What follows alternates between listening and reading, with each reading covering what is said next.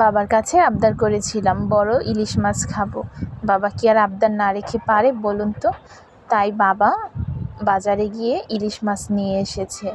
এই যে দেখুন, আমাদের মতো মধ্যবিত্তদের ইলিশ মাছ খাওয়া তো বিলাসিতা ছাড়া আর কিছুই আমি মনে করি না। কিন্তু তারপরও বাবারা তো সবসময় ছেলে মেয়েদের আবদার পূরণে ব্যস্ত থাকে। তাই আমার বাবাও আমার আবদার রাখার জন্য বাজারে গিয়ে ইলিশ মাছ নিয়ে এসেছে। এই যে বাজারে গিয়ে ইলিশ মাছের দাম দেখেই তো হয়ে যায় কাজ, আর ইলিশ মাছ কেনা হয় না। তো তারপরও আমার পছন্দের ইলিশ মাছ নিয়ে এসেছি। এটাকে আমি বিভিন্ন রকম রান্না করে খাবো, ইলিশ মাছ ভাজা খাবো। কথায় আছে না, ইলিশ মাছের ৩০ কাঁটা। আপনারা কি জানেন কথাটা? তবে ইলিশ মাছের কয়টা কাঁটা আপনারা কি কেউ গুনে বলতে পারবেন? ইলিশ মাছ হাজার কাঁটা হোক, কিন্তু ইলিশ মাছ খেতেই কেন ভালো লাগে? ইলিশ মাছই কেন জাতীয় মাছ বলুন তো?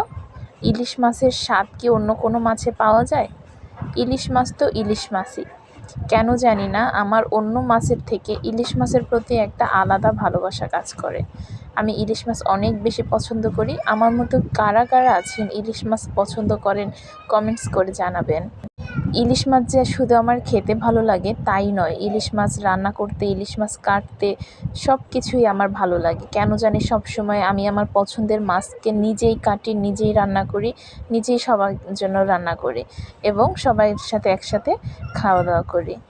আমার মতো কার কার ইলিশ মাছ অনেক বেশি পছন্দের অবশ্যই কমেন্ট করে জানাবেন। সবাই ভালো থাকবেন। আল্লাহ হাফেজ।